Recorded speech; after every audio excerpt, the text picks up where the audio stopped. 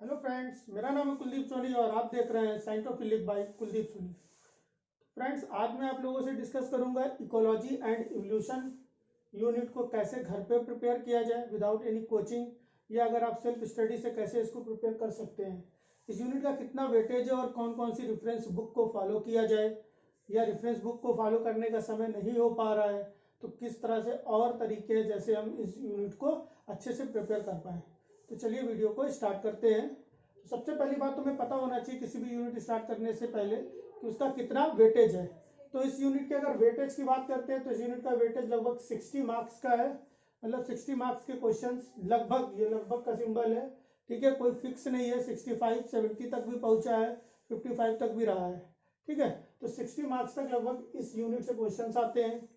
इस यूनिट को प्रिपेयर करना है तो इकोलॉजी पढ़ने के लिए बेगन और पीटर स्टाइलिंग वगैरह की बुक आप फॉलो कर सकते हैं, या इवोल्यूशन पढ़ने के लिए राइडल की बुक फॉलो कर सकते हैं। अगर ये बुक्स को अगर आपको कहीं लाइब्रेरी से मिल जाती है तो बहुत अच्छी बात है, और अगर लाइब्रेरी से नहीं मिलती है तो ऑनलाइन इसकी सॉफ्ट कॉपी भी मिल जाएगी, या आप मुझसे मेरे टेलीग्राम ग्रुप में, जिसकी लिंक मैं आपको दे दूंगा कमेंट सेक्शन में, वहाँ से मुझसे मांग सकते हैं। वहाँ पर ऑलरेडी अवेलेबल है मेरे टेलीग्राम ग्रुप में, ठीक है। तो आप ये वहाँ से पढ़ सकते हैं। इसके अलावा क्या है कि अगर आप वहाँ से भी नहीं पढ़ पा रहे हैं या वहाँ की लैंग्वेज आपको बहुत ज़्यादा टफ लग रही है तो सिंपल कई सारे कोचिंग्स के नोट्स आते हैं, जैसे कैटलिस्ट में भी अच्छा कंटेंट दिया हुआ है, आप कैटलिस्ट का भी नोट्स ले सकते हैं। या इसके अलावा पाथफाइंडर भी अगर आपको समझ में आती है तो पाथफाइंडर भी ठीक है। जो भी आपका कंटेंट समझ में आ रहा है वहाँ से पढ़िए, बस एक बुक को फॉलो करिए और बार बार उसको पढ़िए, 2 से 3 बार। कितना समय चाहिए? 12 से 15 दिन तक। अब 12 से 15 दिन का मतलब ये नहीं कि पर डे 1 घंटा पढ़ना है, पर डे लगभग 8 घंटे पढ़ना होगा आपको।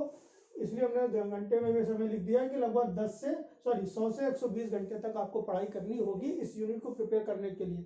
बहुत ही ज़्यादा प्रोडक्टिव यूनिट होने वाली है, ठीक है। एक इंपॉर्टेंट टिप्स जिसको मैंने अलग से कहीं नहीं लिखा है, लेकिन आप उसको ध्यान रखिए कि इस यूनिट की खासियत ये रहेगी कि इसमें पढ़ना भी है। मान लेते हैं आपने 8 घंटे का टारगेट बनाया तो आप 6 घंटे पढ़िए, और 2 घंटे जो आपने पढ़ा उसको सोचिए खाली समय में बैठ करके, या बुक्स को सामने रख करके एक कॉन्सेप्ट को दूसरे कॉन्सेप्ट से रिलेट करिए। जैसे मान लेते हैं R&K स्ट्रेटेजिस्ट है तो उसको कैसे रिलेट करें हम लोग सर्वाइवलशिप कब से कर्व से, ठीक है। तो इस तरह से रिलेशन बहुत इंपॉर्टेंट होने वाला है इस यूनिट में आपका। चलिए फिर इसके अलावा हम लोग देखते हैं टॉपिक्स की। अगर हम लोग बात करते हैं तो शुरू करते हैं मेन कंटेंट इस वीडियो का। तो टॉपिक की अगर हम लोग बात करते हैं तो सबसे पहले आपको 11th और 12th की बुक को फॉलो करना है। 11th और 12th की बुक जो भी है उसमें थोड़े एक चैप्टर या दो चैप्टर जो भी रहता है, जिस बोर्ड से आप रिलेटेड हो उस बोर्ड के अकॉर्डिंग आप लोग देखेंगे, और वहाँ पे जो भी बुक आपको चलती हो, हिंदी में, इंग्लिश में, डजेंट मैटर, ठीक है। आप वहाँ से उस बुक को पढ़ेंगे। एक दिन में आप पूरा वो 2 चैप्टर 2 से 3 बार पढ़ लेंगे, ठीक है। उसको पढ़ते समय ध्यान रखना है कि उसमें कई सारे टर्मिनोलॉजीज आएंगी, उन टर्मिनोलॉजीज को भी वहां पे क्लियर करेंगे, ठीक है। अलग अलग तरह से जो भी टर्मिनोलॉजीज आ रही है वो आपको पता होना चाहिए। मान लीजिए सिर्फ सक्सेशन ही कहीं पे लिखा हुआ तो सक्सेशन का मतलब पता हो, बायो में रेडरल्स है, ठीक है, कुछ भी लिखा हुआ कोई भी टर्मिनोलॉजी है आप उसको समझिए, उसको जानिए। एक दिन का पूरा समय उसको आप दीजिए। एक दिन का मतलब लगभग 8 से 10 घंटे, ठीक है। मेहनत इतनी करनी होगी तभी CSIR नेट JRF जैसा एग्जाम क्लियर होगा। इसके अलावा ये यूनिट आपके यूजीसी में भी बहुत ज़्यादा बेनिफिशियल है, उसमें भी क्वेश्चन पूछे जाते हैं, यूजीसी इन्वायरमेंटल साइंस वगैरह में। चलिए ठीक है, अब आ जाते हैं हम लोग मेन कंटेंट में। सबसे पहला टॉपिक आता है आपका पॉपुलेशन जेनेटिक्स, और ये चैप्टर बड़ा इंपॉर्टेंट है। ये यूनिट का बहुत इंपॉर्टेंट चैप्टर रहेगा, इसलिए हम इसको रेड पेन से स्टार के थ्रू बता रहे हैं, ठीक है। इस यूनिट में क्या जानना है? सबसे पहले आपको पॉपुलेशन डेंसिटी जाननी है। पॉपुलेशन डेंसिटी क्या होती है? उसमें इंपॉर्टेंट है crude and specific density. Crude, specific या इकोलॉजिकल डेंसिटी वगैरह बोलते हैं, कहल स्टडी वगैरह है इसमें, ठीक है। मैं थोड़ा थोड़ा आपको बताते भी जा रहा हूँ तो आपको वहां से रिलेट करना आसान रह जाएगा, ठीक है। उस स्टडी को देखिएगा, छोटा सा टॉपिक है, मुश्किल से आधे घंटे का, आधे से 1 घंटे का, ठीक है। अगर आपकी स्पीड स्लो है तो 1 घंटे का, बस समझना है उसको अच्छे से। टिप्स को याद रखिएगा, टॉपिक्स को आपस में रिलेट करना है, बहुत इंपॉर्टेंट है इस यूनिट के लिए।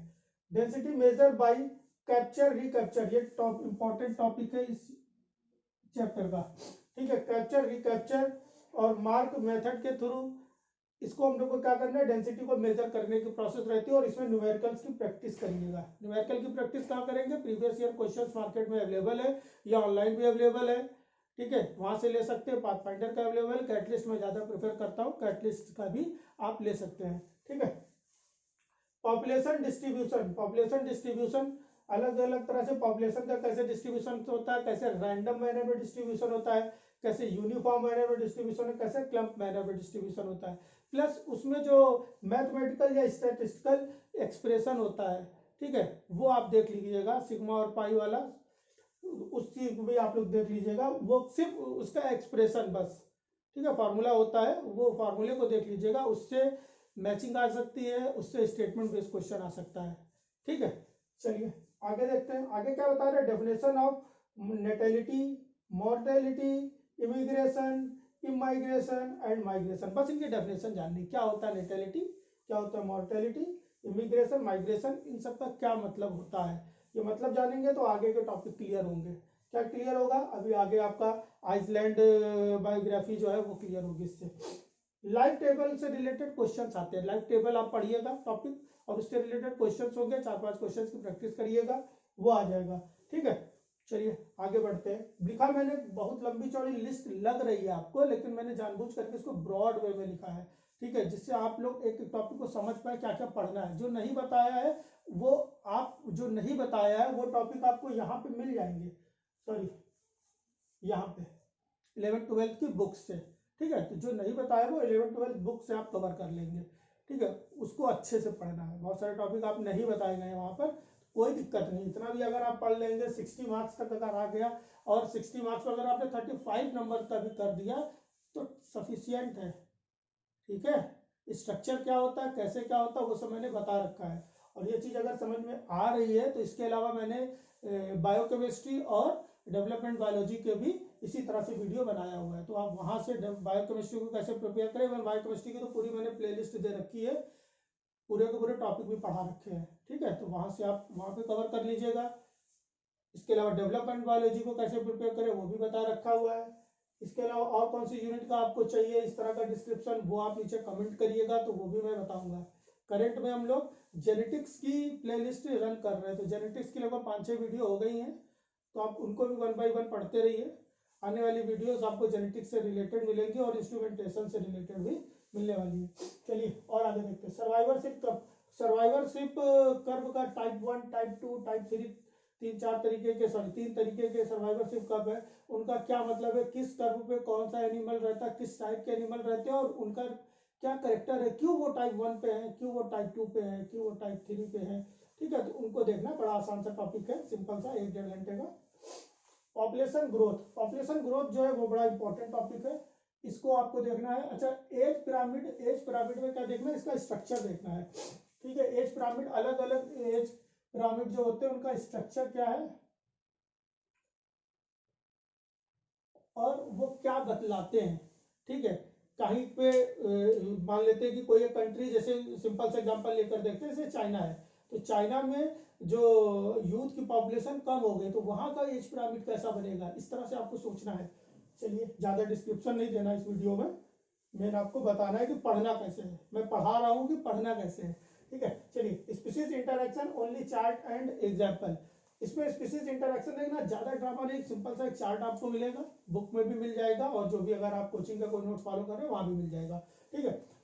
तो वहां पे आपको क्या करना है, स्पीशीज इंटरेक्शन को पढ़ना है। स्पीशीज इंटरेक्शन क्या मतलब, म्यूचुअलिज्म, ठीक है, सिनर्जिज्म, कॉमेंसलिज्म, एमेंसलिज्म, इन सब में इंटरेक्शन क्या होता है, पॉजिटिव निगेटिव क्या है वो याद रखिएगा, और थोड़ा सा एग्जांपल देख लीजिएगा, मुश्किल से आधे घंटे का टॉपिक, ठीक है। पॉपुलेशन रेगुलेशन फैक्टर, कौन कौन से फैक्टर्स हैं जो पॉपुलेशन को रेगुलेट करते हैं, किस पे पॉपुलेशन जो है वो डिपेंड करती है, वो फैक्टर्स जो है वो डेंसिटी डिपेंडेंट है या इंडिपेंडेंट है, डेंसिटी डिपेंडेंट है या इंडिपेंडेंट है, उसको आपको देखना है अच्छे से। इसके अलावा कॉन्सेप्ट ऑफ मेटा पॉपुलेशन, केवल डेफिनेशन जाना कि मेटा पॉपुलेशन होता क्या है, 10 से 15 मिनट किया, ठीक है। चलिए, आइसलैंड बायोजियोग्राफी, इससे क्वेश्चंस खूब आते हैं, और ये क्वेश्चंस आप तब कर पाओगे जब आपको आर स्ट्रेटेजिस्ट, के स्ट्रेटेजिस्ट, ठीक है, या मैंने आपको वहां पे बताया है नेटेलिटी, मॉर्टेलिटी, इमिग्रेशन, माइग्रेशन, वो सब जब आपको पता होगा तभी आप ये वाला टॉपिक कर पाओगे, ठीक है। चलिए, बार बार मैं बता रहा हूँ, रिलेट करते रहना है। इस पे स्टार क्यों बनाया, स्टार इसलिए बना रहा है क्योंकि बहुत ज्यादा इंपॉर्टेंट है टॉपिक। प्री प्रेडेटर रिलेशनशिप, इस पे 2, 4, 10 स्टार बना लीजिए, ये क्वेश्चन लगभग हर बार आता है इससे रिलेटेड। तो लुटका वोल्टेरा मॉडल यहाँ पे इसको बोला जा रहा है, ये आप पढ़ लीजिएगा अच्छे से, ठीक है। इससे रिलेटेड खूब सारे न्यूमेरिकल्स की प्रैक्टिस करिएगा। मैथमेटिकल एक्सप्रेशन है उसको भी देख लीजिएगा कि कैसे मैथमेटिकली अलग अलग इक्वेशंस को एक्सप्रेस किया गया है। जब आप प्रीवियस ईयर के क्वेश्चंस को सॉल्व करेंगे तब आप देखेंगे कि कहीं कहीं एक क्वेश्चन आया हुआ है 4 नंबर में, जहाँ पर दिया गया 4 तरह के इक्वेशन दे दी गई और उसके सामने अलग अलग तरह के इक्वेशंस के नाम लिखे हुए हैं, उनको सिर्फ मैच करना था। ठीक है, देखिए कितना सिंपल फॉर्म में पूछा गया, लेकिन सिंपल ये तब है जब आपको आता हो। ठीक है, चलिए आगे देखते हैं। कॉन्सेप्ट ऑफ हैबिटाट एंड नीश। नीश और हैबिटाट का क्या कॉन्सेप्ट है, इसमें जो नीश है, नीश के टाइप जो है, ठीक है, फंडामेंटल नीश वगैरह उनका मतलब भी आपको पता होना चाहिए, तो वो चीज आप जान लीजिएगा कैसे होता है। इसके अलावा एडजस्टमेंट ऑन नीश ओवरलैपिंग, जब दो एनिमल्स आपस में नीश ओवरलैपिंग करते हैं तो उसमें कैसे एडजस्टमेंट होता है, कैरेक्टर डिस्प्लेसमेंट वगैरह जैसे कॉन्सेप्ट यहाँ पर आएंगे। ठीक है, तो नीच ओवरलैपिंग पे क्या क्या होता है उसको देख लीजिएगा, बड़ा इंपॉर्टेंट है। जैसे एक टाइगर और एक लॉयन साथ साथ आ गया तो साथ साथ तो रह नहीं सकते हैं, दोनों बराबर इक्वल कॉम्पिटिटर है, तो फिर क्या होगा, तब यहाँ पे बाइफर्केशन हो जाएगा, दोनों दूर दूर चले जाएंगे। बात समझ में आ रही कि नहीं आ रही है? ठीक है, ऐसा कुछ हो जाएगा, या कैरेक्टर डिस्प्लेसमेंट जैसा कुछ कंसेप्ट आएगा, तो जो भी है उसको आप देखिएगा। इसके अलावा गॉसियन कॉम्पिटेटिव एक्सक्लूजन प्रिंसिपल, छोटा सा प्रिंसिपल है, उसको देख लीजिएगा। कॉम्पिटेटिव एक्सक्लूजन प्रिंसिपल क्या कहता है उसको जानिएगा, मैं डिस्क्रिप्शन नहीं बताना चाह रहा हूँ इस समय ज्यादा। Steps of different types of succession, अलग अलग तरीके के सक्सेशन, बड़ा सिंपल सा टॉपिक है। जीरो सीरीज सक्सेशन, उसके कौन कौन से स्टेप्स थे, 5-6 स्टेप्स थे। ठीक है, रेड सॉम्प स्टेज वगैरह है ना, वुडलैंड स्टेज वगैरह, ये सब जो था, ये खाली स्टेप्स के मतलब और उनमें क्या क्या करेक्टर थे थोड़ा सा पढ़िएगा, वो याद आ जाएगा। ठीक है, मैं जल्दी जल्दी बोल रहा हूँ इसलिए क्योंकि उसमें स्लो बोलने वाला या स्लो स्पीड करने वाला ऑप्शन रहता है यूट्यूब में। ठीक है, वो कर लीजिएगा अगर ना समझ में आए। चेंजेस ड्यूरिंग सक्सेशन, सक्सेशन के समय क्या क्या चेंजेस आते हैं उसको देखिएगा। प्रोडक्टिविटी में क्या चेंज आया, डाइवर्सिटी में क्या क्या चेंज आ रहा है, इन सब चीजों को आप देखिएगा। इसका डिस्क्रिप्शन आपको नोट्स वगैरह में या बुक में भी अच्छे से मिलेगा। इसके अलावा सक्सेशन के मॉडल्स, फैसिलिटेशन मॉडल वगैरह जो है, उन सब चीजों को आपको देखना होगा, उन मॉडल्स को पढ़ना होगा। R&K स्ट्रेटेजीज या सिलेक्शन, इसको आपको जानना है, ये भी बड़ा इंपॉर्टेंट टॉपिक है, इसको रेड से ही दिखाना पड़ रहा है और रेड है भी, ये इंपॉर्टेंट है। कैरिंग कैपेसिटी क्या होती है, R&K सिलेक्शन क्या होता है, इन सब चीजों को जानना है। इसके अलावा और भी टॉपिक है। इसके अलावा concept of ecotone and edge effect को देखना होगा। इसमें हम लोगों को इकोटोन का सिंपल सिर्फ कॉन्सेप्ट को जानना है और एज इफेक्ट क्या होता है उसको जानना है। ठीक है, और क्या होगा, concept of gross and net productivity, gross productivity क्या होती है और नेट प्रोडक्टिविटी क्या होती है, इसका कैसे मेजरमेंट किया जाता है, लाइट डार्क बॉटल मेथड के थ्रू। मतलब इसमें और भी कई सारे मेथड है, लेकिन आपको क्या करना होगा, केवल light and dark bottle method देखना है, उसके थ्रू ग्रॉस प्रोडक्टिविटी और नेट प्रोडक्टिविटी में क्या रिलेशन है, रिलेशन क्या है वो, और हो सकता है उसी रिलेशन के बेस पे कोई क्वेश्चन आ जाए तो उनको भी सॉल्व करना पता होना चाहिए। Pattern of energy flow through trophic compartment, energy flow का ट्रॉफिक कंपार्टमेंट के थ्रू कैसे फ्लो होता है, तो अलग अलग ट्रॉफिक लेवल्स का कंपार्टमेंट किया गया, उसमें एनर्जी का फ्लो एक ट्रॉफिक लेवल से दूसरे ट्रॉफिक लेवल में कैसे हो रहा है वो देखना है। इसके अलावा और क्या देखना है कि कितना वेस्ट जा रहा है या कितना बाइफरकेट हो जा रही है एनर्जी, कितना बाईपास हो जा रही है दूसरे बोल सकते हो दूसरे सिस्टम में। ठीक है, definition of species richness and evenness, species richness और इवननेस की सिंपल सिर्फ डेफिनेशन जाननी है, क्योंकि रिचनेस और इवननेस का आगे बायोडाइवर्सिटी में बहुत ज्यादा रोल है। ठीक है, स्पीशीज डाइवर्सिटी के बारे में जानना है, इसमें पॉइंट डाइवर्सिटी क्या होती है, अल्फा बीटा और गामा, केवल सिंपल डेफिनेशन, और डेफिनेशन के बाद मतलब क्या, अंडरस्टैंडिंग होनी चाहिए अच्छी सी। Numerical practice of indices based on proportional abundance of species, ऐसा करके कोई टॉपिक होगा, वहां पर कई सारे इंडेक्स है, Simpson index, Gini Simpson index, Shannon Wiener index, Berger Parker index और बर्जर पर्कर कॉम्प्लीमेंट इंडेक्स, ये 5 और भी मिलेंगे, तो इन 5 पे ही क्वेश्चंस आते हैं ज्यादातर, तो इनको देख लेना। इसमें कुछ नहीं करना, सिंपल फार्मूला देखना है और 2-3 न्यूमेरिकल्स की प्रैक्टिस कर लेनी है। ठीक है, स्पेसिफिक मैनर में आप डालोगे गूगल पे तो ये सब आ जाएंगे, इससे रिलेटेड क्वेश्चंस भी आ जाएंगे। ठीक है, या जो रेफरेंस बुक है वहां पे मिल जाएगा। Geological time scale, geological time scale में क्या करना है, आपको केवल चार्ट पढ़ना है पूरा अच्छे से, उसमें देखना है कौन कौन से एरा है, कौन कौन से पीरियड है, कौन कौन से एपोचेस हैं। ठीक है, और उसमें किस एरा में कौन सा पर्टिकुलर टाइप का एनिमल या स्पेसिफिक टाइप का एनिमल या कौन सा फाइलम ज़्यादा डोमिनेंट था या कौन सा फाइलम धीरे धीरे एक्सटिंक्ट होने लगा, तो उस चीज़ को देखना है। ठीक है, इसके अलावा एक काम और करिएगा, जियोलॉजिकल टाइम स्केल में आप सीरियल मैनर में जो भी पीरियड्स हैं उनको याद कर लीजिएगा, एरा को याद कर लीजिएगा। ठीक है, जैसे सीओ और उसकी अच्छी सी वो बना लीजिएगा कुछ न्यूमोनिक टाइप में, जैसे सीओ एसडीएम पीपी करके हम बनाते थे, सीओ फिर एसडीएम फिर पीपी, है ना, Cambrian, Ordovician, Silurian, Devonian, Mississippian, Permian, पेंसिल्वेनियन, ऐसा करके कुछ था। ठीक है, और उधर आपको लाइन से सारे के सारे जितने भी फाइलम्स हैं वो याद होने चाहिए। ठीक है, protozoa, porifera, coelenterata, platyhelminthes, aschelminthes, annelida, arthropoda, mollusca, echinodermata, fish, amphibia, reptiles, mammals, birds, है ना, इस तरह से सारे याद होने चाहिए ऐसे प्लांट्स के भी। Factors affecting the biodiversity like productivity, disturbance, इस तरह से और भी कई फैक्टर्स मिलेंगे, उनको देखना है कि ये बायोडाइवर्सिटी को कैसे अफेक्ट करते हैं, क्या चेंज लाते हैं। Concept of keystone species, umbrella species, indicator species, compensatory, top down, bottom down, sorry bottom up होना चाहिए यहाँ पे, top down bottom up species. ठीक है, इनका भी कंसेप्ट आपको अच्छे से पता होना चाहिए, इनसे रिलेटेड भी खूब क्वेश्चंस आते हैं। एक दो एग्जांपल्स लेंगे तो और अच्छे से समझ में आएगा। जैसे कि कोई फ्लैगशिप स्पीसीज है तो वो फ्लैगशिप स्पीसीज क्यों है, उसको क्यों बोला गया, पहले तो उसका डेफिनेशन, फिर वो क्यों बोला गया, तो और अच्छे से समझ में आएगा। Concept of IUCN category of species, IUCN category आपको जानना है, मतलब कि जो जितनी भी कैटेगरी बनाई गई है, बोल सकते हो एक्सटिंक्ट हो गए, एक्सटिंक्ट इन वाइल्ड है, क्रिटिकली इंडेंजर्ड है, वनरेबल है, इस तरह से सारे का कंसेप्ट, खास करके ऊपर के 3-4 जो है उनका कंसेप्ट अच्छे से पता होना चाहिए, उसकी डेफिनेशन पता होनी चाहिए, और डेफिनेशन भी जो होगी वो केवल इसी के थ्रू होगी। आईयूसीएन ने जो डेफिनेशन दी है रेफरेंस बुक में, जो अच्छी रेफरेंस बुक है जो मैंने बताया, या कोचिंग वाली भी बुक है, वहां पर भी यही वाली लिखी हुई होगी। ठीक है, रैंडम उठा करके, ये मैं इसलिए बता रहा हूँ क्योंकि गूगल करके मत देखिएगा, गूगल में कुछ और भी लिख सकते हैं वो, क्योंकि लैंग्वेज बेस्ड क्वेश्चन आ जाता है।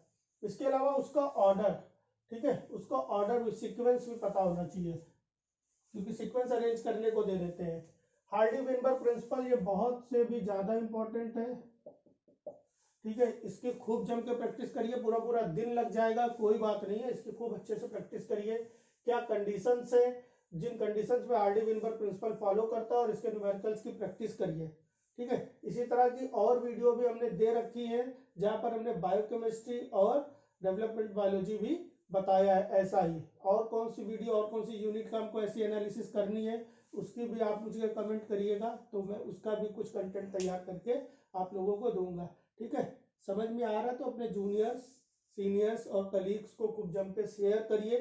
इस वीडियो का मेन मोटो ये है कि आप बगैर किसी कोचिंग के कैसे घर पे प्रिपरेशन कर सकते हैं, या ड्यूरिंग एमएससी। एक्चुअली में होता क्या है, एमएससी में बच्चे तैयारी तो करना चाहते हैं लेकिन करना क्या ये नहीं पता है, तो वो इस वीडियो को देख के इस तरह से पूरा चार्ट बना ले, बायोकेमिस्ट्री, डेवलपमेंट वाले, और ये हो गया, और ऐसा नहीं कि ये लास्ट है, और जो आप बताएंगे उसकी भी एनालिसिस करी जाएगी।